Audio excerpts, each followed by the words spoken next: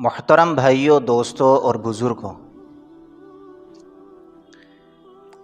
ایک حدیث شریف میں حضور صلی اللہ علیہ وسلم نے فرمایا، الخلق عیال اللہ، کہ یہ ساری کی ساری مخلوق اللہ کا کنبہ ہے۔ فأحب الخلق الی اللہ الی من احسن الی عیالہ،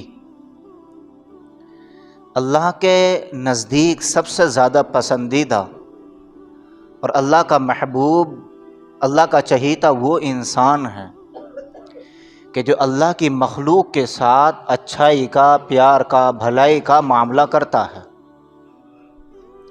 یہ حضور صلی اللہ علیہ وسلم نے 1400 سال پہلے اپنی حدیث مبارک میں بیان فرما دیا۔ اب سوال یہ پیدا ہوتا ہے کہ اللہ کی مخلوق میں کون کون آتا ہے، اللہ کے بندوں میں کون کون آتا ہے، اور پھر دوسرا سوال یہ ہے کہ پھر ہم اللہ کی مخلوق کے ساتھ کیا بھلائی کا معاملہ کر سکتے ہیں۔ پہلی بات یہ ہے کہ اللہ کو چھوڑ کر سب کچھ اللہ کی مخلوق ہے، اور دوسری بات یہ ہے کہ ہم اللہ کی مخلوق کے ساتھ بھلائی کا معاملہ کیا کر سکتے ہیں۔ تو اس کا مسئلہ یہ ہے کہ اگر ہم ایمان والے ہیں تو ہماری ذمہ داری یہ بنتی ہے کہ ہم ایمان والوں کے ساتھ بھی بھلائی کا معاملہ کریں، ہم ایمان والوں کی فکر کریں کہ جس طریقے سے میں پسند کرتا ہوں جنت میں جاؤں، میرا بھائی بھی میرے ساتھ جنت میں جائے۔ جس طریقے سے میں پسند کرتا ہوں کہ دنیا میں ذلیل نہ ہوں، رسوائی نہ ہو، اسی طریقے سے میری ذمہ داری بنتی ہے کہ میرا مسلمان بھائی بھی دنیا میں ذلیل نہ ہو، رسوا نہ ہو۔ جس طریقے سے میں اپنی فکر کرتا ہوں، اپنی فیملی کی فکر کرتا ہوں کہ میں دوزخ سے بچ جاؤں، میری فیملی دوزخ سے، جہنم کی آگ سے، اللہ کی پکڑ سے بچ جائے، میری ذمہ داری بنتی ہے کہ دوسرے ایمان والوں کی فکر کروں کہ وہ بھی اللہ کی پکڑ سے، اللہ کے غضب سے، اللہ کے عذاب سے بچیں۔ اور ایک بات اور ذہن نشین فرما لیں کہ ہم سارے کے سارے اللہ کے مہمان ہیں۔ ہمارے یہاں مہمان آتے ہیں، آپ کے یہاں مہمان آتے ہیں۔ اب مہمان کی دو کیٹیگری ہوتی ہیں۔ ایک تو یہ ہے کہ ہم مہمان کو اپنی پسند کا کھلاتے ہیں، کبھی مہمان آ رہے ہیں اور ہم اپنی پسند کا کھلائیں گے، ایک پہلو تو یہ ہے۔ اور دوسرا پہلو یہ ہے کہ مہمان سے بہت زیادہ بے تکلفی ہوتی ہے، گھر جیسا معاملہ ہوتا تو پھر بعض مہمان اپنی چوائس بھی بتا دیتے ہیں کہ جی میں تو مچھلی کھاؤں گا، کچھ ایسے ہوتے ہیں کہ وہ جی مچھلی نہیں کھاؤں گا، میں تو بیگن کھاؤں گا۔ تو جس کی جیسی پسند، تو مہمان سے اگر بے تکلفی ہوتی ہے تو پھر مہمان بتا بھی دیتے ہیں۔ اسی طریقے سے ہم بھی اللہ کے مہمان ہیں۔ اب جب تک ہم دنیا میں ہیں، جب تک تو ہم اپنی مرضی سے کچھ کھا لیں ایسا نہیں ہو سکتا، جب تک ہم اپنی مرضی سے پی لیں ایسا نہیں ہو سکتا، بلکہ وہی کھائیں گے جو اللہ نے ہمارے لیے حلال کیا ہے، وہی پئیں گے جو اللہ نے ہمارے لیے حلال کیا ہے۔ ایک کھانا میں اپنی کمائی سے بناتا ہوں، اپنے گھر پر بنواتا ہوں، وہ میرے لیے حلال ہے، میں کھاؤں گا اس کو، حلال کمائی کا، حلال ہاتھ سے بنا ہے، اس میں کوئی ناپاک چیز ملی ہوئی نہیں ہے، میرے لیے حلال ہے، میں کھاؤں گا اس کو۔ ایک آیا، فیملی کو گن پوائنٹ پہ لے لیا، زبردستی کھانا کھانے لگا، اس کے لیے کھانا کھانا جائز ہوگا؟ حالانکہ کمائی حلال ہے، بنا صحیح طریقے سے ہے، اور ذرہ برابر بھی اس میں کوئی شک و شبہ نہیں ہے، تو میرے لیے حلال ہے وہ، لیکن اگر کوئی گن پوائنٹ پہ لے کر اس کو استعمال کرنے لگے تو ناجائز ہے اس کے لیے۔ یہی پابندیاں اللہ تبارک و تعالیٰ نے ہمارے لیے دنیا میں رکھی ہیں کہ تم میرے مہمان ہو، جس طریقے سے تمہارا مہمان تمہارے گھر میں آنے کے بعد تمہارا پابند ہوتا ہے، اسی ٹوائلٹ میں جائے گا جس میں تم بھیجو گے، اسی باتھ روم میں جائے گا جس میں آپ بھیجو گے، وہیں سوئے گا جہاں آپ سلاؤ گے۔ کہ یہ اپنا منہ اٹھا کے کہیں بھی چلتا پھرتا رہے، اوپر نیچے دائیں بائیں، فیملی کو کمرے میں، فیملی روم میں، ایسا کوئی مہمان نہیں کرتا ہے۔ مہمان کرے گا تو میزبان کیا کہے گا؟ بھئی جہاں آپ کو 24 گھنٹے رکنا تھا، ایک ہی گھنٹے میں سلام کلام کر کے جاؤ اپنے گھر کو۔ تو جس طریقے سے مہمان کے لیے ایک پابندی ہوتی ہے، اسی طریقے سے ایمان والوں کے لیے بھی پابندیاں ہیں۔ ایسا نہیں ہے کہ جو مرضی چاہے کھا لیا، یہ ایمان والوں کے لیے پابندی ہے کہ بھئی اللہ تبارک و تعالیٰ نے ہمارے لیے بکرا حلال کیا ہے، بھینس حلال کی ہے، کٹرا حلال کیا ہے، مرغ مرغی حلال کی ہے، یہ جانور ہمارے لیے حلال کیے ہیں۔ کوئی اگر ایمان والا یہ کہنے لگے کہ نہ جی میں تو ان کو نہیں استعمال کرتا، میں تو حرام جانور بسم اللہ پڑھ کے اس پہ ذبح کر کے چھری چلاؤں گا اور کھاؤں گا، حلال ہو جائے گا؟ کہ میاں چمگادڑ اللہ تعالیٰ نے آپ کے لیے حرام کی ہے، ایک نہیں 1000 بار بھی اگر آپ بسم اللہ پڑھیں گے پھر بھی وہ آپ کے لیے حلال نہیں ہوگی۔ اور جو حلال جانور ہیں آپ ان کو ذبح کر رہے ہو، اور مسئلہ ہے کہ اگر بھولے سے آپ بسم اللہ نہ پڑھ سکے تو وہ آپ کے لیے حلال رہے گا، حلال ہوگا، کھا سکتے ہیں بھولے سے اگر نہ پڑھ سکے، لیکن جان بوجھ کے اگر چھوڑ دیا تو پھر وہ جانور بھی آپ کے لیے حلال نہیں ہوگا۔ تو یہ اللہ کی پابندیاں ہیں، جہاں چلے گئے ایسا نہیں ہے۔ 2 چیزوں پر میں فی الحال بات کرنے والا ہوں، ایک ہے سوشل میڈیا۔ ایک حدیث شریف میں حضور صلی اللہ علیہ وسلم نے بیان فرمایا من صمت نجا، کہ جو خاموش رہا اس نے نجات پائی ہے۔ حضرت لقمان علیہ السلام فرماتے ہیں، لقمان علیہ السلام یہ وہ اللہ کے ولی ہیں کہ جن کا نام اور جن کے نام سے اللہ نے پوری سورت قرآن میں اتاری ہے، سورہ لقمان۔ ان کے نبی ہونے میں اختلاف ہے، بعض کہتے ہیں نبی ہیں، بعض کہتے ہیں نبی نہیں ہیں، لیکن ولی ہونے میں کسی کو اختلاف نہیں ہے۔ اور یہ وہ اللہ کے برگزیدہ بندے ہیں کہ جنہوں نے 4000 نبیوں سے زیادہ کی خدمت کی ہے۔ 4000 نبیوں سے زیادہ انہوں نے خدمت کی ہے۔ حضور صلی اللہ علیہ وسلم سے پہلے کا زمانہ، عیسی علیہ السلام سے پہلے کا زمانہ، 4000 سے زیادہ نبیوں کی خدمت کی ہے انہوں نے۔ 4000 رسولوں سے زیادہ نبیوں کی انہوں نے کیا صحبت اختیار کی ہے۔ اتنے برگزیدہ اللہ کے یہ بندے ہیں۔ معلوم ہے کیا کہتے ہیں؟ یہ کہتے ہیں کہ جب بھی میں پچھتایا ہوں وہ بولنے کی وجہ سے پچھتایا ہوں، خاموش رہنے کی وجہ سے کبھی نہیں پچھتایا میں۔ اب حضور صلی اللہ علیہ وسلم نے کیا فرمایا کہ من صمت نجا، جو خاموش رہا اس نے نجات پائی۔ اور ایک حدیث شریف میں حضور صلی اللہ علیہ وسلم نے فرمایا 2 چیزوں کی گارنٹی مجھے دے دو، میں جنت کی ضمانت لیتا ہوں، جنت کی گارنٹی لیتا ہوں۔ آقا نے فرمایا ایک تو جو تمہارے دونوں جبڑوں کے بیچ میں نا گوشت کا لوتھڑا، اس کی ضمانت مجھے دے دو، اسے ان کنٹرول استعمال نہیں کرو گے، کنٹرول میں رکھو گے، اس کو اپنے قابو میں رکھو گے۔ آقا فرماتا ہے ایک تو اس کی ذمہ داری دے دو، اور دوسرا فرمایا دونوں جانگوں کے بیچ میں، دونوں ٹانگوں کے بیچ میں جو تمہاری شرمگاہ ہے اس کی ذمہ داری دے دو، ان 2 چیزوں کی ذمہ داری دے دو۔ حضور نے فرمایا جنت میں تمہیں اپنے ساتھ لے کے جاؤں گا۔ اور ایک حدیث شریف میں حضور نے فرمایا جب صبح ہوتی ہے نا تو پورا بدن زبان سے کہتا کہ دیکھ صحیح سے چلیے، تو اگر گڑبڑ کرے گی تو 2-4 بول کے غلط سلط تو اپنے سوراخ میں چلی جائے گی، کٹائی پٹائی ہماری ہوگی، ذلت اور رسوائی ہماری ہوگی، تیرا کچھ نہیں بگڑے گا۔ یہ پورا بدن زبان سے کہتا ہے کہ بھائی ہمارا خیال رکھے، پناہ مانگتے ہیں، جیسے کہ ایک بندہ کہتا ہے اللہ اپنی پناہ میں رکھ، اللہ اپنی پناہ میں رکھ، ایسے ہی پورا بدن، ہاتھ پیر سر، پورا بندے کی باڈی زبان سے کہتی ہے کہ ہمارے بارے میں ذرا سوچنا، ہمارے بارے میں سوچنا، کہیں ایسا نہ ہو تو غلط سلط بول کر کے اندر جا کے بل میں بیٹھ جائے اور کٹائی پٹائی چھتائی ہماری ہو۔ حضور نے فرمایا۔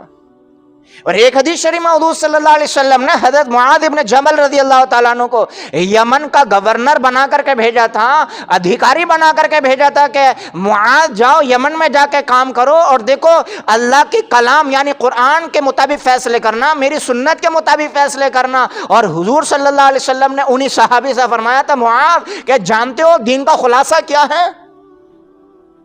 معاذ جانتے ہو دین کی بنیاد کیا ہے، فاؤنڈیشن کیا ہے، جانتے ہو دین کی دیواریں کیا ہے، جانتے ہو دین کا خلاصہ کیا ہے؟ یا رسول اللہ، اللہ و رسولہ عالم، اللہ اور اس کے رسول زیادہ جانتے ہیں، آپ ارشاد فرمائیے کیا ہے؟ آقا نے فرمایا، آقا نے زبان سے نہیں کہا، بول کے نہیں کہا، بیان میں نہیں فرمایا، آقا نے اپنی زبان نکال کے اسے کھینچا اور کہا کہ دیکھو پورے دین کا خلاصہ یہ زبان ہے، کہ پوری رات بندہ عبادت کر رہا ہے، نماز بھی پڑھ رہا ہے، پرہیزگاری بھی کر رہا ہے، سب کچھ کر رہا ہے، لیکن زبان قابو میں نہیں ہے۔ نبی کا فرمان ہے اس کی عبادت اسے دوزخ میں جانے سے روک نہیں سکتی ہے۔ حضرت ابو بکر صدیق رضی اللہ تعالیٰ کتنے بڑے صحابی ہیں، نبیوں کے بعد ان کا مقام و مرتبہ ہے، رسولوں کے بعد ان کا مقام و مرتبہ، جن کے پاس اللہ کے سلام آئے، جن کے پاس اللہ نے جبرائیل علیہ السلام کو بھیجا یہ کہہ کر کے کہ جاؤ ابو بکر سے پوچھو، کیا جبرائیل ابو بکر سے جا کے پوچھو کہ ابو بکر اپنے رب سے راضی ہے؟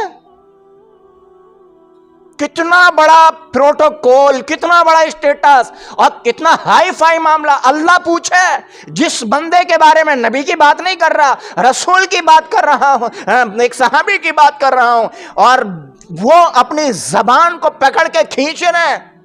حضرت عمر رضی اللہ عنہ کہہ رہے ہیں یہ کیا ہو رہا ہے، یہ کیوں تکلیف دی جا رہی ہے اپنے آپ کو؟ حضرت ابو بکر رضی اللہ عنہ نے کہا عمر تمہیں پتہ نہیں ہے، بڑے بڑے نیکوکار، بڑے بڑے نمازی، پرہیزگار حاجی نمازیوں کو صرف اس زبان کے غلط استعمال کی وجہ سے اوندھے منہ گھسیٹ کر اللہ جہنم میں ڈالے گا۔ تو حضور صلی اللہ علیہ وسلم کا یہ فرمان جو ہے من سمت نجا، کہ جو خاموش رہا اس نے نجات پائی، یہ صرف زبان کے بارے میں نہیں ہے، یہ سوشل میڈیا کے بارے میں بھی ہے، کہ اگر آج ہر بندے کے ہاتھ میں سوشل میڈیا ہے، واٹس ایپ ہے، ٹیلی گرام ہے، فیس بک ہے، انسٹا ہے، اور بھی کئی پلیٹ فارم ہے، تو اس کا مطلب یہ نہیں ہے کہ جو چیز انگلیوں نے لکھ دی وہ صحیح ہوگی۔ پہلے سوچا اس کے بارے میں کہ سامنے بیٹھ کے کیمرے کے بولنا شروع کر دیا، اناپ شناپ یہی نہیں سوچ رہے، مسلمانوں کے خلاف جا رہی ہے بات یہی نہیں سوچ رہے، دیش کے خلاف جا رہی ہے بات، اور یہ بھی نہیں سوچ رہے کہ یہ بات وائرل ہو گئی تو ہمارا کیا بنے گا، پھر یہی نہیں سوچ رہے ہم۔ اگر ہم، اللہ کی یہ نعمت ہے، ہم اس کے ذریعے نبی کی بات بھی دوسروں تک پہنچا سکتے ہیں، اور یہ اس کے ذریعے ہم اپنی فضیلت بھی کر سکتے ہیں، ہم اپنی بے عزتی بھی کر سکتے ہیں۔ ہم نے ایک حدیث ریکارڈ کی، آپ کو بھیج دی، ثواب ملے گا؟ نہیں ملے گا۔ اور اگر حدیث کی جگہ غلط سلط بات بول دی، آپ کے خلاف بات بول دی، یا دیش کے خلاف بات بول دی، یا دیش کی ناگرکتا کے خلاف بات بول دی، یا دیش کے سمویدھان کے خلاف کوئی بات بول دی، وائرل ہو گئی، کس کی پٹائی چھٹائی ہوگی، کس کے اوپر کارروائی ہوگی؟ تو حضور صلی اللہ علیہ وسلم کا جو فرمان ہے وہ صرف اس وقت کے لیے نہیں تھا، آج کے لیے بھی ہے، سوشل میڈیا کے لیے بھی ہے، اور قیامت تک کے لیے بھی ہے۔ اور سوشل میڈیا کا استعمال تو زبان سے زیادہ خطرناک ہے، کہ میں آپ سے بات کروں، ابھی بولا، تھوڑی دیر کے بعد بات ختم ہو گئی، لیکن اگر سوشل میڈیا پہ وہ بات بول رہا ہوں وہ تو محفوظ ہو جاتی ہے، پھر میں ختم نہیں ہو سکتی۔ پھر وہ تو یہ سوشل میڈیا اتنی خطرناک چیز ہے، پل بھر میں آپ ساتواں آسمان پر پہنچ جاؤ گے، اور پل بھر میں آپ زمین کے نیچے بھی پہنچ جاؤ گے۔ ابھی ایک خبر وائرل ہو رہی ہے، دیوبند کا مدرسے کا طالب علم، ٹویٹ پر اس نے ایک ایس ایم ایس لکھا، اور ایس ایم ایس میں کیا لکھا کہ ہمارے ملک ہندوستان میں پلوامہ جیسا کانڈ انشاءاللہ پھر ہوگا دوبارہ۔ پلوامہ سمجھ گئے بھائی؟ ابھی پیچھے ایک سال پہلے جو ہمارے ملک کے فوجیوں کے اور جوانوں کے اوپر اٹیک ہوا تھا، اس میں بہت سارے شہید ہوئے تھے، ہوا تھا نہیں پلوامہ میں؟ تو اس نے لکھا کہ پلوامہ جیسا حملہ اور حادثہ ہمارے ملک میں پھر ہوگا، اور آگے لکھا انشاءاللہ۔ انشاءاللہ بھی لکھا اس نے، اسے بے وقوف کو یہی نہیں پتا انشاءاللہ کہاں کہا جائے گا، کہاں نہیں کہا جائے گا۔ اب جب یہ خبر وائرل ہوئی، اب وائرل ہونی تھی، اریسٹ ہو گیا، اب گرفتار کر لیا، اب وہ پولیس کی کسٹڈی میں پوچھ تاچھ چل رہی ہے اس سے۔ یہ میں بتانا چاہ رہا ہوں کہ اگر ہمارے جوانوں کے پاس سوشل میڈیا ہے، ہماری دھیڑیوں کے پاس سوشل میڈیا ہے، تو ہم نگاہ رکھیں ان کے اوپر، کہیں ایسا نہ ہو کہ آن کی آن میں ہی ہمارا گھر خالی ہو جائے اور ہم گھر بیٹھے سے جو ہے نا سوراخ اور کومل لگا دیں، نقب لگا دیں اپنے گھر میں۔ اس وجہ سے میں کہہ رہا ہوں کہ حضور صلی اللہ علیہ وسلم کے اگر اس فرمان پر عمل ہوگا کہ بھائی جو خاموش رہا وہ نجات پائے گا، یہ سوشل میڈیا ہمارے ہاتھ میں، خاموشی کے ساتھ استعمال کریں، اور لکھنے سے پہلے، وائرل کرنے سے پہلے، پوسٹ کرنے سے پہلے 100 بار سوچیں کہ یہ ٹھیک رہے گا یا نہیں ٹھیک رہے گا، کہیں ایسا نہ ہو یہ کسی کے خلاف چلا جائے، کہیں ایسا نہ ہو یہ دین اسلام کے خلاف چلا جائے اور پھر بارے کے نیارے ہو جائیں، ہماری عزت پر آن پڑا، پھر کچھ نہیں ہوتا، وائرل ہو گئی تو ہو گئی، پھر کچھ نہیں ہوتا سوائے پچھتاوے کے۔ تو بڑا سوچ سمجھ کے اس کو استعمال کریں۔ اور دوسری بات جو میں کہنا چاہ رہا ہوں وہ یہ ہے کہ آج کتنی تاریخ ہو گئی جی؟ آج 29 تاریخ ہو گئی، کل کو کتنی ہے؟ کل کو سنیچر ہے 30، اور اتوار کے دن کتنی ہے؟ 31، اور اتوار کے دن 12:01 پر کیا ہوگا؟ ہیپی نیو ایئر ہے نا؟ کیلنڈر 2 ہیں جو دنیا میں چل رہے ہیں، ایک ہے عیسوی اور ایک ہے ہجری۔ تاریخ 2 حساب سے چل رہی ہے دنیا میں، ایک اردو کی تاریخ یا عربی کی بھی کہہ لیں اس کو، عربی کی تاریخ ہے، اور ایک انگریزی تاریخ ہے جس کو انگریزی تاریخ کو عیسوی بولتے ہیں اور عربی کی تاریخ کو ہجری بولتے ہیں۔ عمر رضی اللہ تعالیٰ عنہ نے ہجری کی تاریخ کی شروعات کی ہے، صحابہ کو اکٹھا کیا اور صحابہ سے کہا کہ بھئی ہمارا بھی کیلنڈر ہونا چاہیے کہ نہیں ہونا چاہیے؟ صحابہ نے کہا ہونا چاہیے، کسی نے کہا اس وقت کے واقعے سے ہو جائے، اس واقعے سے ہو جائے، اس واقعے سے ہو جائے۔ میں بہت شارٹ کٹ کر رہا ہوں، علی رضی اللہ عنہ نے رائے دی کہ ہجری سے ہو جائے، ہجری سے، یعنی جب سے ہم نے ہجرت کی ہے، حضور نے ہجرت کی ہے، تو یاد رہے گا کہ تمہارے نبی نے تمہاری خاطر کیا قربانی دی ہے۔ تو حضرت علی رضی اللہ تعالیٰ عنہ جو رائے دیا کرتے تھے، عمر رضی اللہ عنہ کی عادت شریفہ یہ تھی کہ حضرت علی رضی اللہ عنہ کی رائے پر زیادہ عمل ہوتا تھا۔ جب خلیفہ بنے حضرت عمر رضی اللہ عنہ، تو حضرت عمر رضی اللہ عنہ نے مہر لگا دی، ٹھیک ہے جی ہمارا کیلنڈر ہجری سے رہے گا۔ اب ذرا بتاؤ، یہ عیسوی اگر اسلامی تاریخ ہوتی تو حضرت عمر رضی اللہ عنہ کو کیا ضرورت تھی نئے تاریخ شروع کرنے کی؟ ذرا سوچو۔ اور اس کی ایک دلیل یہ بھی ہے کہ یہ ہماری تاریخ نہیں ہے، اس کی ایک دلیل یہ بھی ہے کہ حضور صلی اللہ علیہ وسلم جب کہیں خط روانہ کیا کرتے تھے نا، تو اس پہ کوئی تاریخ نہیں ہوتی تھی،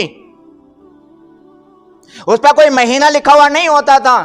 تو حضرت عمر رضی اللہ تعالیٰ عنہ نے یہ ہجری کیلنڈر شروع کیا اس وجہ سے کہ بھئی ہم خط روانہ کرتے ہیں، ہم لیٹر کہیں بھیجتے ہیں، تو اس میں تاریخ نہیں ہوتی، کب کا ہے، کب تک کے لیے نہیں ہے، وہ کب ایکسپائر ہوگا، کب وہ نکلا ہے، یہ کوئی عطا پتہ نہیں ہوتا۔ تو ہمارا اپنا کیلنڈر ہونا چاہیے۔ تو حضرت عمر رضی اللہ تعالیٰ عنہ نے اسلامی تاریخ، اسلامی کیلنڈر شروع کیا، اور جس کی شروعات محرم کے مہینے سے ہوتی ہے اور جس کا ختم جس وہ آخری مہینہ ہے وہ ذی الحجہ پہ ختم ہوتا ہے۔ تو پہلے ذہن نشین یہ فرما لے کہ ہمارا اسلامی کیلنڈر ہجری ہے، عیسوی ہمارا کیلنڈر نہیں ہے۔ اور ہمارے سال کی، اسلامی سال کی جو شروعات ہوتی ہے وہ محرم سے ہوتی ہے، ہمارا اسلامی سال جو شروع ہوتا ہے وہ محرم سے ہوتا ہے، اور اینڈ جو ہوتا ہے وہ حج کے مہینے میں ہوتا ہے جس کو ذی الحجہ بولتے ہیں، وہ 12واں مہینہ ہے۔ محرم کے مہینے میں قربانی ہوئی تھی؟ جی نہیں ہوئی تھی۔ محرم کے مہینے میں قربانی ہوئی؟ محرم کے مہینے میں تو ایسی قربانی ہوئی کہ جب سے دنیا بنی ہے اور جب تک ختم ہوگی دنیا ایسی قربانی نہیں ہوئی محرم کے مہینے میں۔ 10 محرم کے مہینے، 10 محرم کی تاریخ میں کربلا کے میدان میں نبی صلی اللہ علیہ وسلم کے خاندان نے جو قربانی پیش کی، آج تک ایسی قربانی کسی نے پیش نہیں کی ہے۔ تو ہمارا تو پہلا مہینہ بھی قربانی کا ہے، اور جب ذو الحجہ کا مہینہ ہوتا ہے تو اس میں بھی مسلمان قربانی دیتے ہیں کہ نہیں دیتے ہیں؟ تو ہمارے پاس جو کانسیپٹ ہے اور جو پیغام ہے وہ یہ ہے، جو تصور ہے وہ یہ ہے کہ دیکھو تمہاری تو شروعات بھی قربانی سے ہے اور تمہارا اینڈ بھی قربانی سے ہے۔ اب مسلمان کیا کرنے لگا؟ مسلمان اپنے اسلامی مہینے کو بھول گیا۔ بڑے افسوس کی بات ہے، نہ مسلمان کو یہ پتا کہ ہمارے اسلامی مہینے کیا ہے، نام پوچھ لو بغلے جھانکنے لگے گا، اردو کی تاریخ پوچھ لو بغلے جھانکنے لگے گا، ہجری کسے کہتے ہیں بغلے جھانکنے لگے گا، عیسوی کسے کہتے ہیں 1 گھنٹے کی تقریر کر دے گا۔ اور اب 31 دسمبر آ رہا ہے، مسلمانوں کے محلوں میں جگہ جگہ ڈی جے لگے گا، مسلمانوں کے محلے میں نوجوان شراب پیئیں گے اور اپنی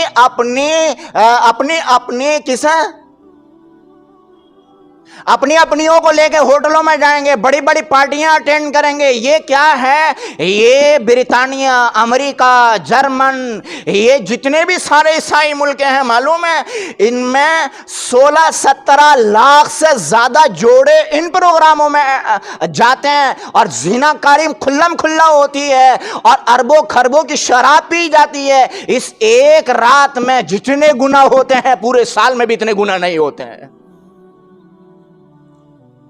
معلوم ہے امریکہ کے نوجوان، جرمن کے نوجوان، برطانیہ کے نوجوان، یہ سب اپنے گھروں سے باہر رہتے تھے، سمندری جہازوں میں سفر کیا کرتے تھے، تو معلوم ہے کیا کرتے تھے؟ وہ اپنی بلیوں کا جنم دن مناتے تھے، کتوں کا جنم دن مناتے تھے، گھر کا جنم دن مناتے تھے کہ بھئی اس تاریخ میں ہمارے گھر کی بنیاد رکھی گئی ہے۔ اپنے بچوں کا جنم دن مناتے تھے، بڑی بڑی پارٹیاں رکھتے تھے۔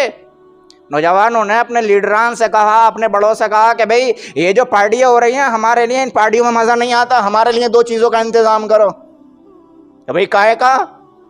کہ ایک شراب کا اور ایک نوجوان لڑکیوں کا انتظام کرو ہمارے لیے، اور جہاز میں بھیجو ہمارے پاس، جب ہم آپ تمہارا کام کریں گے۔ انہوں نے ان دونوں چیزوں کا انتظام کیا، اور جب 31 دسمبر آئی تو پھر انہوں نے بڑے بڑے پروگرام کرنے شروع کر دیے نیو ایئر نائٹ کے نام سے۔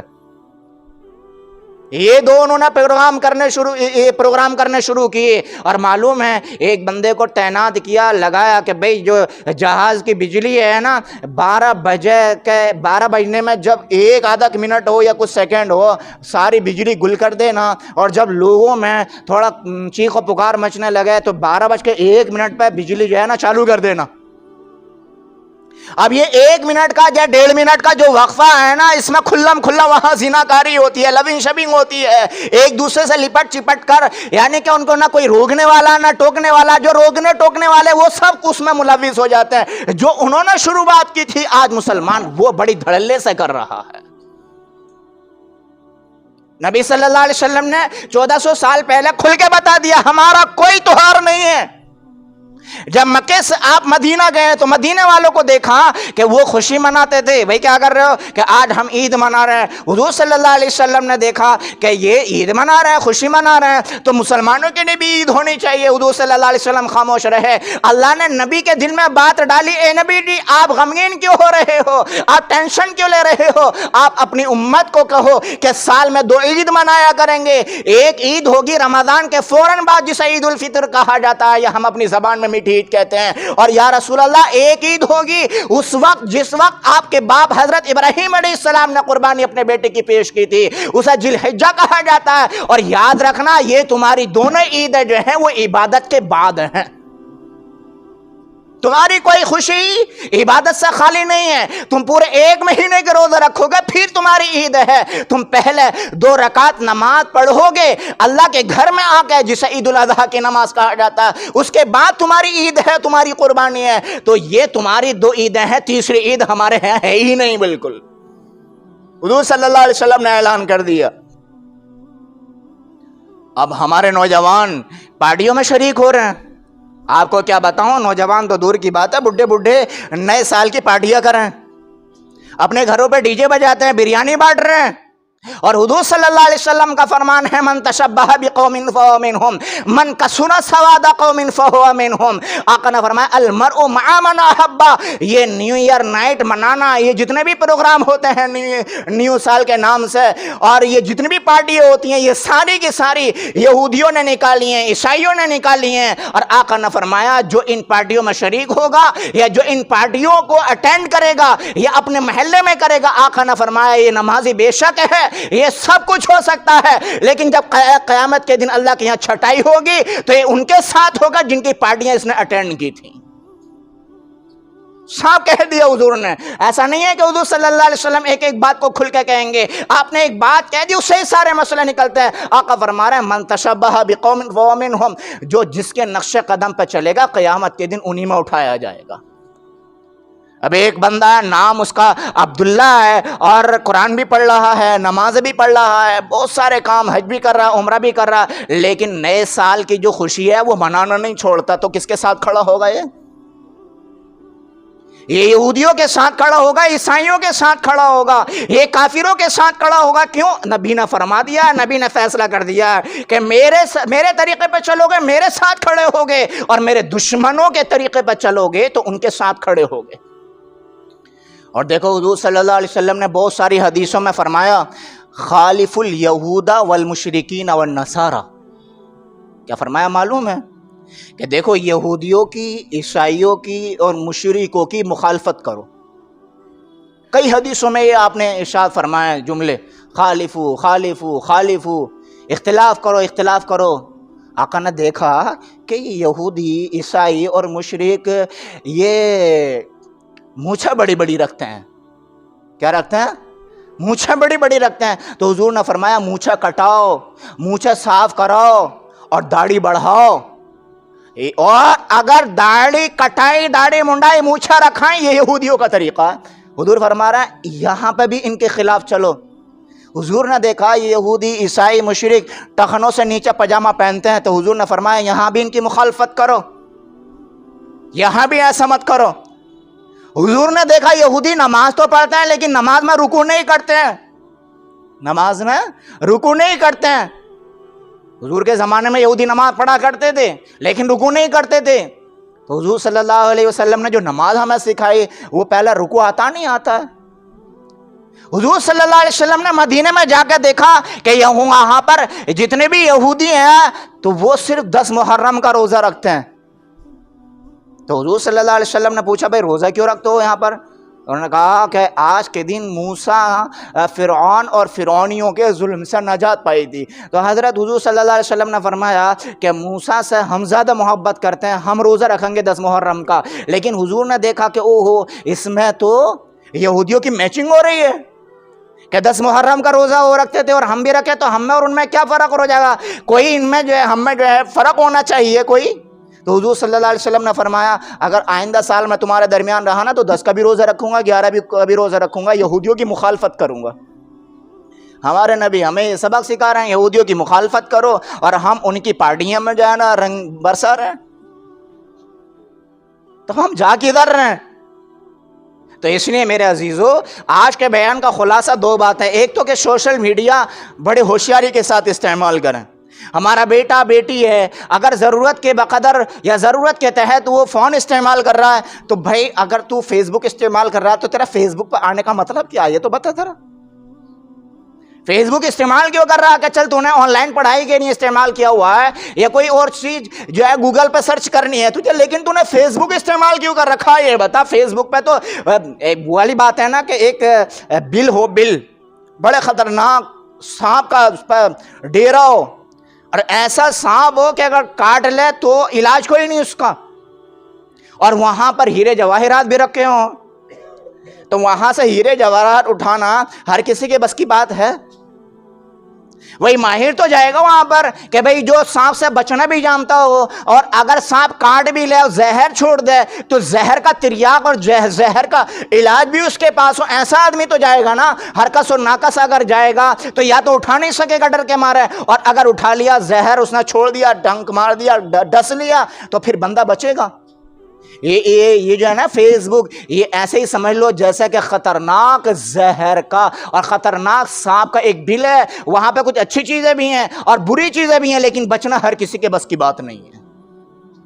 وہاں وہ بچے گا جس کے ایمان میں طاقت ہو، وہاں وہ بچے گا جس کے ایمان میں جان ہو، اللہ کے اور اللہ کے رسول کا محبت ہو اور خوف ہو، وہاں وہ بچے گا. ورنہ بڑے بڑے یہاں پہ دیکھے ہیں ہم نے، وہ کیسے بیکے ہیں؟ وہ فیس بک سے ہی بیکے ہیں. کیا پتا چلا ہے؟ میں نے ایک خبر پہلے بتائی تھی کہ ایک عورت کا دوستانہ ہوا ایک لڑکے سے. عورت نے بھی فرضی نام آئی ڈی میں رکھا اور لڑکے نے بھی فرضی نام، ان میں دونوں میں لبنگ شبنگ ہوئی، پیار محبت کی باتیں ہوئیں، اور جب ملاقات ہو رہی ہے نا کسی ویرانے علاقے میں تو پتہ چلا دونوں ماں بیٹے نکلے. وہ ایسی کارگزاری بھی آ رہے ہیں.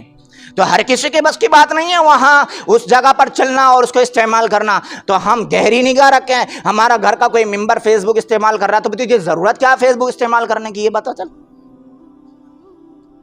یہاں پر بچنا تو ہر کسی کے بس کی بات نہیں ہے. تو اس پر ہم نگاہ رکھیں کہیں ایسا نہ ہو. میں نہیں کہتا کہ وہ غلط شوق میں پڑھ سکتا, میں یہ کہتا ہوں کہ ہو سکتا ہے اس سے کوئی غلط پوسٹ وائرل ہو جائے, وہ گرفتار ہو جائے, کیریئر تباہ ہوگا کہ نہیں ہوگا؟ ہماری عزت اچھلے گی نہیں اچھلے گی کہ دیکھو فلاں کا لڑکا فلاں گھر سے, اتنا بڑا گھر, ارے یہ حرکت کر دی. اب بتاؤ دیوبند کا پڑھنے والا بچہ, اس نے یہ خبر وائرل کر دی, پورے ہندوستان میں وائرل ہو رہی ہے, اور دیش کی میڈیا کا تو آپ کو پتہ ہی ہے, وہ نہیں چھوڑے گی کہیں سے کہیں تک بھی آپ کو, آپ کے گھر والوں کو. یہ خبر وائرل ہو رہی ہے 2-3 دن سے, بہت زیادہ وائرل ہو رہی ہے. تو سوشل میڈیا کو صحیح طور پہ استعمال کریں. اور دوسرا پیغام اور میسیج یہ ہے کہ بھائی انگریزی سال ہمارا نہیں ہے, یاد رکھنا. جب ہمارا نہیں ہے تو خوشیاں کس بات کی جی؟ ہمارے لیے تو خوشیاں صرف 2 ہیں بابا, بس عید الفطر, عید الاضحیٰ, بس. اس کے علاوہ ہمارے لیے نہ کوئی دوسری تیسری عید ہے اور نہ تیسری کوئی خوشی ہے. ہمارے لیے صرف یہی 2 خوشیاں ہیں. باقی نیا سال منانا, نئے سال کی دعوت دینا, نئے سال کی پارٹیاں دینا, نئے سال پہ ڈی جے بجانا, یہ سارے کے سارے حرام کام ہیں. کرنے بھی حرام ہے, ان میں شرکت بھی حرام ہے, اور ان میں جانا بھی حرام ہے. اور بہت سارے مسلمان تو قرآن خوانی کر رہے ہیں. کہا جی میں کوئی گناہ تھوڑی کر رہا ہوں, نئے سال پہ قرآن خوانی تو کروائی. تو تجھے ایک دن پہلے قرآن خوانی یاد نہ آئی؟ تجھے دوسری تاریخ میں قرآن خوانی یاد نہ آئی؟ ایک ہی تاریخ میں قرآن خوانی کروا رہا, تو کہیں نہ کہیں تو دل میں کالا ہے نا, کالا. بہت سارے کہتے ہیں نا کہ جی 10 دسمبر کو میرا نکاح ہوا تھا تو میں قرآن خوانی تو کروا رہا ہوں, میں نے کوئی گناہ تھوڑی کر دیا. تو اسی دن کیوں کروا رہا جس دن تیرا نکاح ہوا, آگے پیچھے کیوں نہیں ہوتا؟ کہ جی 1 جنوری کو میرا بیٹا پیدا ہوا تھا اس لیے میں قرآن خوانی کروا رہا ہوں, تو 1 ہی جنوری کو کیوں کروا رہا, آگے پیچھے کیوں نہیں لے کے جاتا؟ 1 جنوری کو کچھ نہ کچھ ہے دل میں کالا, جبھی تو 1 ہی جنوری پہ تو نے آ کر کے یہ بنیاد رکھی ہے, آگے پیچھے کیوں نہیں جاتا؟ کچھ نہ کچھ ہے گڑبڑ جو اسی دن کو پکڑا ہوا ہے. اگر نہ گڑبڑ نہ ہوتی تو اس سے پھر بچتا پھر تو.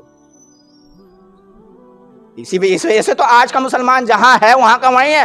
غریب ہے تو غریب ہی ہے, قرضہ بھی ہو رہا. 1 کے 3 بیٹے ہیں, بتاؤ 1 سال میں 3 برتھ ڈے آئیں گے نہیں آئیں گے جی؟ اور ہر برتھ ڈے میں کیک بھی مہنگا والا آ رہا ہے, اور سالیوں کو بھی بلا رہا ہے, ساڑگوں کو بھی بلا رہا ہے, اور دوستوں کو بھی بلا رہا ہے. جو تھوڑا بہت اکٹھا کرا ہے وہ بڈوں میں اڑ جاوے, کبھی اکٹھا ہوگا اس کے پاس؟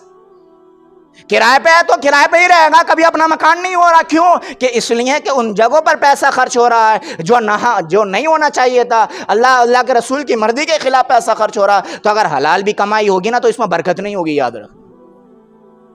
تو اس لیے بھائیو ان دونوں چیزوں کو بہت ہوشیاری سے ہم جو ہے لیں, شریعت کے مطابق استعمال کریں. سوشل میڈیا ہے اور نئے سال سے ہمارا کوئی واسطہ نہیں ہے. ہمارا سال 1 محرم کو ہوتا ہے شروع.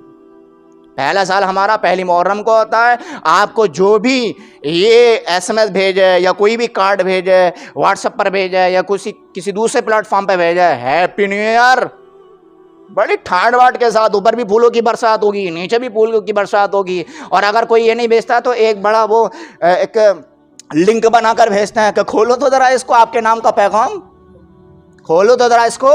پتہ نہیں کیا پیغام آیا. جب کھولا نا اس کو تو میاں وہ ایک بڑے اچھے اسٹائل میں ان کی تصویر کبھی ادھر کو جھوم رہی ہے کبھی ادھر کو جھوم رہی ہے, اوپر نیچے سے پھولوں کی برسات ہو رہی ہے. جب دیکھا تو بڑا سا لکھا ہے ہیپی نیو ایئر.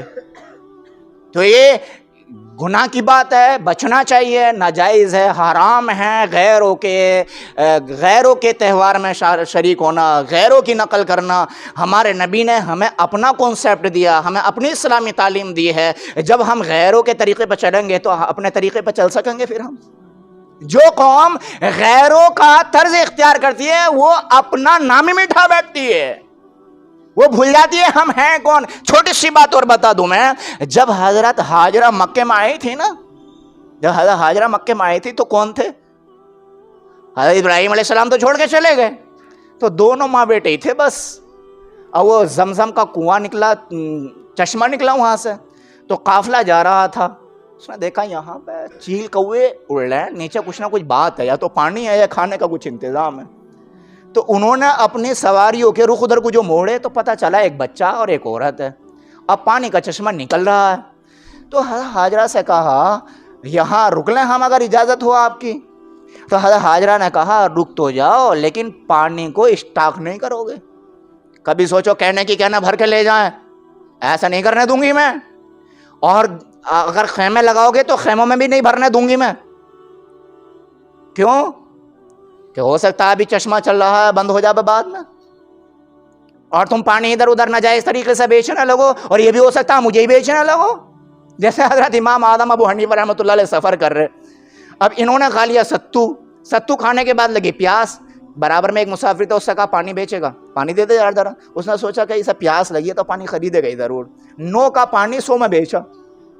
اب ضرورت تھی تو مجبوری میں خریدا، تو پانی پیا، اور حضرت امام اعظم ابو حنیفہ رحمۃ اللہ علیہ نے پانی پی کے ستو اسے کھلا دیا کہ لے تو بھی کھا لے. اس نے بھی خوشی خوشی کھا لیا. اس نے کہا پانی دے ذرا، کہ 200 کا لے لے. ایسو کی عقل ایسی ٹھکانے لگائی جاوے تو اسے مجبوری میں 200 کا خریدنا پڑا. تو حضرت حاجرہ نے یہی پلاننگ کی کہ دیکھو بھائی ایسی حرکت نہیں کرے. ٹھیک ہے. وہ رہنے لگے. قبیلہ جرہم نام تھا ان کا. وہ جب رہنے لگے تو اب وہ مسلمان ہیں، حضرت حاجرہ کی تعلیم پر عمل کر رہے ہیں، حضرت ابراہیم علیہ السلام کی شریعت پر عمل کر رہے ہیں. لیکن جب انہوں نے اپنا جو نیچرل نظام تھا، جو اسلامی نظام تھا، جب چھوڑا نا انہوں نے، تو ایک وقت ایسا آیا کہ خانہ کعبہ میں 360 بت رکھے گئے. ایک وقت ایسا بھی آیا ہے. اور پھر 360 بتوں کو نکالنے کے لیے کتنے صحابہ کی قربانیاں ہوئیں، اور حضور صلی اللہ علیہ وسلم کا خون اور لہو بہایا گیا. یہ جب ہوا جب مسلمان اپنا نظام کھو بیٹھا تھا. آج اگر ہم اپنے نظام پہ چلیں گے تو انشاءاللہ ہمارے درمیان نبی کی تعلیم زندہ رہے گی. اگر ہمارے درمیان نبی کی تعلیم زندہ نہیں رہی اور ہم ایک دوسرے کے گلے دبانے پہ رہ گئے تو یاد رکھنا ہماری مسجدوں میں سجدے نہیں ہوں گے. ایک دن آئے گا کہ ہماری مسجدوں میں مورتیاں رکھی ہوئی ہوں گی. تاریخ کا مطالعہ آپ نے نہیں کیا ہوگا نا تو آپ کو یہ میری بات بڑی عجیب لگے گی. تاشقند بخارا میں جا کے دیکھو، جہاں 1 لاکھ لوگ مولویوں کی تقریریں سنتے تھے، آج ان مسجدوں میں گھوڑے اور خنزیریں پل رہے ہیں. خنزیریں. مسجد قرطبہ ایک تفسیر کی کتاب ہے قرطبی کے نام سے. مسجد قرطبہ ایک مسجد ہے، ہزاروں آدمی وہاں پر بیان سنتے تھے، تفسیر کا درس ہوتا تھا، حدیث کا سمک ہوتا تھا. آج وہاں پر خنزیر پل رہے ہیں اس مسجد کے اندر. کیوں؟ اسی وجہ سے جو میں نے ابھی بتایا کہ مسلمان نے نبی کی تعلیم کو چھوڑا، ایک دوسرے کی گردنیں دبائیں، ایک دوسرے کو کافر کرنے پر لگے کہ وہ کافر میں ہی مسلمان ہوں. اللہ نے جنت میرے اکیلے کے لیے بنائی ہے اور مجھے اکیلے کو جنت میں رکھے گا، باقی کو جہنم میں ڈالے گا. سوچو تو صحیح، میری عقل کہاں اندھی ہو گئی. سب کو کافر کہہ رہا ہوں، میں ہی مسلمان ہوں اور میں ہی صرف ایمان والا ہوں. جب وہاں پر ایسا ہوا تو مسجدیں اللہ نے غیروں کے ہاتھوں میں تھما دی. اگر ہم یہ کریں گے تو پھر ہمارے ساتھ بھی وہی ہوگا جو وہاں ہو چکا ہے. اس لیے ہمارے لیے نبی کی تعلیم ہے. ہمارے لیے نبی نے جو چیز دے دی ہے وہی اصل ہے، اسی میں ہماری جان اور شان ہے، اسی میں ہماری عزت ہے. باقی ادھر ادھر جب جائیں گے تو بھائیو ہم اپنا وجود کھو دیں گے اور ہم اپنا مسلمان ہونا بھی بھول جائیں گے، اور ہماری نسلیں، ہماری آنے والی تاتیاں اور ہماری آنے والی پیڑھیاں یہ بھول جائیں گی کہ ہاں ہمارے باپ دادا مسلمان تھے بھی یا نہیں تھے، ایمان کا کلمہ کیا ہوتا ہے یہ بھی تھا بھی یا نہیں تھا. اور ہماری مسجدوں میں پھر غیر اللہ کی آواز لگے گی، پوجا ہوگی، شرک شروع ہونا جائے گا، جیسا کہ ان ملکوں میں ہوا جب ان ملکوں نے ایسی ہی حرکتیں کی. اس لیے آج کے بیان کی 2 باتیں خلاصہ: سوشل میڈیا بڑی سوچ سمجھ کے استعمال کریں اور نبی کی تعلیم کو فالو کریں، فورس کریں، اپنے گھروں میں نبی کی تعلیم کو زندہ کریں اور غیروں کے طریقوں سے جہاں تک ہو سکے بائیکاٹ کریں کہ بھئی ہماری چیز نہیں ہے، ہم اس کو نہیں اپنائیں گے. آپ ناراض ہوتے ہو تو ہوتے رہو، اللہ اور اس کے رسول کو ناراض نہیں کریں گے. اللہ عمل کی توفیق عطا